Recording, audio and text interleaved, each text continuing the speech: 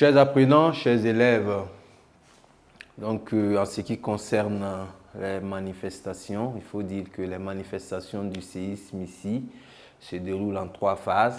La première phase, ce sont les signes précurseurs, les signes annonciateurs du séisme. La deuxième phase, c'est le paroxysme, voilà, et la troisième phase sont les répliques. Alors, en ce qui concerne les signes précurseurs, ce sont des chocs accompagnés de grondements souterrains, des trépidations faibles ressenties par les animaux qui s'agitent. Voilà. Donc, ça annonce justement la prochaine venue, le prochain tremblement de terre. Le paroxysme, c'est le tremblement de terre proprement dit, voilà, qui se déroule justement par une succession de secousses.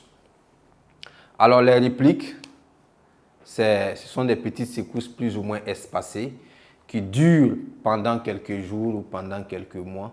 Voilà. Donc, ces répliques-là, justement, montrent que le tremblement de terre n'est pas totalement terminé et que la terre peut encore trembler, voilà, dans les prochains jours ou dans les prochains mois. Bien. Et à ce niveau, nous allions définir ce qu'on appelle tremblement de terre. Nous allons apporter justement une définition à cette expression.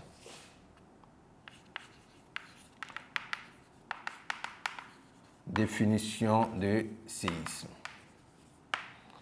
Bien, ici nous avons dégagé justement les 3 phases du séisme.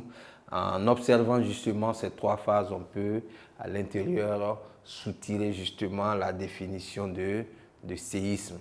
Voilà, parce que tout porte à croire que, ou du moins tout se résume justement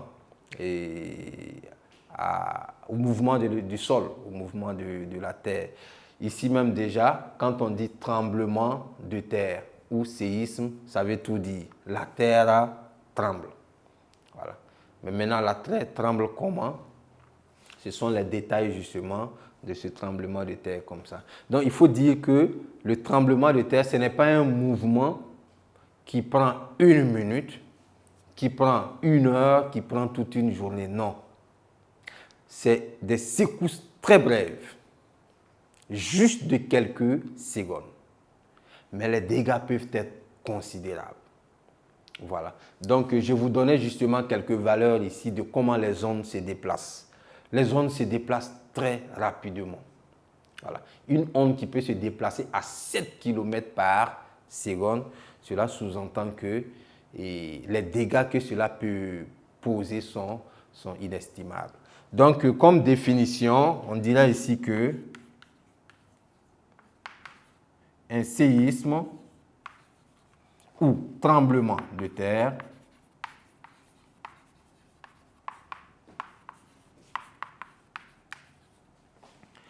est une suite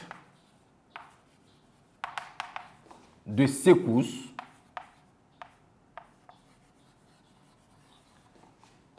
brèves, voilà, brèves, violentes,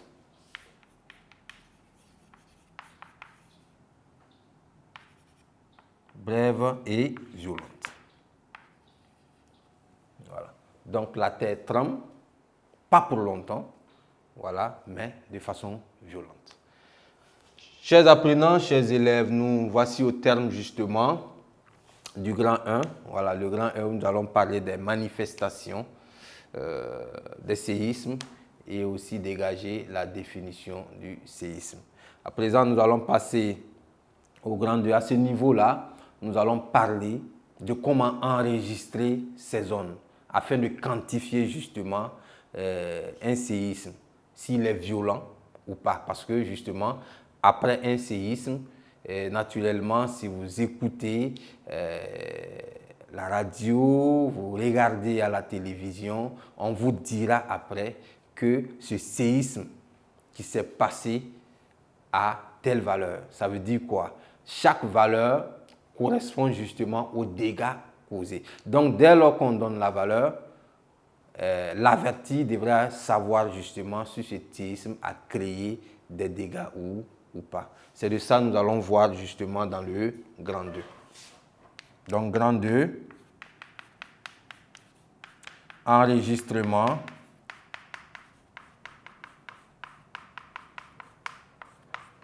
virgule échelle. En petit 1, les sismogrammes.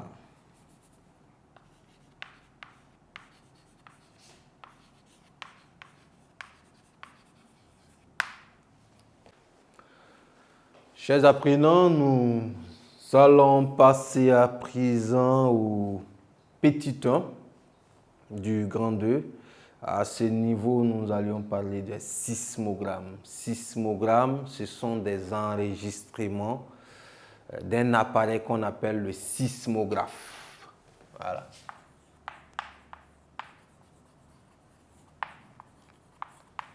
Voilà. Le sismographe.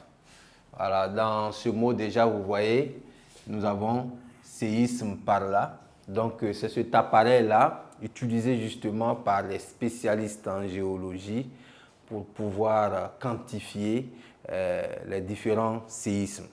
Voilà. Donc, en ce qui concerne les sismographes, nous avions deux sortes de sismographes. Là, nous avons le sismographe horizontal et ici, nous avons le sismographe vertical. Tout compte fait, ça fait le même travail. Ça produit des sismogrammes, voilà, qu'on analyse un peu plus tard. Donc, ici, nous avons une pendule. Là, c'est le support. Là, c'est la pendule. Et nous avons un cylindre, naturellement, qui roule. Et sur le cylindre, nous avons un stylet inscripteur. Donc, en cas de séisme, parce que ça ne prévient pas, c'est des appareils qu'on dépose à des endroits bien déterminés. Dès lors que la terre tremble, naturellement, ça laisse des signaux. Ces signaux-là sont des sismogrammes. Vous avez ici l'exemple de sismogramme. Voilà, exemple de sismogramme. Donc, à travers ces signaux que vous avez, on arrive justement à quantifier le séisme. Voilà, ça va laisser des zones. Ça va laisser des zones. Et ici, nous avons trois types de zones.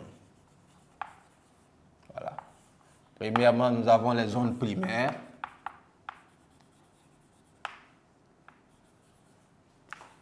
Ou onde P. Les zones secondaires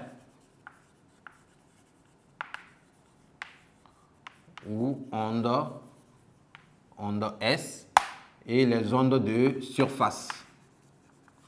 Voilà, les ondes de surface, nous avons les ondes L et les ondes R. Voilà. Donc, au vu justement de ces zones-là, on peut déjà avoir une idée de la teneur justement du tremblement de terre. Les zones P, par exemple, se déplacent dans tous les milieux. Voilà. Que le milieu soit liquide ou à la surface, les zones P se déplacent et à une vitesse de 7 à 10 km par seconde. Très rapide. Voilà. Les zones secondaires ou ondes S, ce sont des zones qui se déplacent à une vitesse de 3 km par seconde. Mais ces ondes ne se déplacent pas dans des milieux liquides. Ces ondes se déplacent uniquement à la surface de la Terre. C'est pareil pour les ondes de surface, les ondes L et les ondes R, qui causent également de nombreux dégâts à la surface de la Terre. Donc, ces sismographes-là permettent justement aux spécialistes d'avoir une idée exacte en cas de tremblement de terre. Voilà. Donc, ici, nous pouvons d'ores et déjà dire que cet appareil joue un très grand rôle. Voilà, joue un très grand rôle parce que ce n'est pas comme au niveau du volcan où on estime, où on mesure justement la teneur de l'effet du volcan à travers justement le magma qui s'est déversé à l'extérieur. Alors, chers apprenants, nous allions prendre déjà cette trace écrite avant de continuer.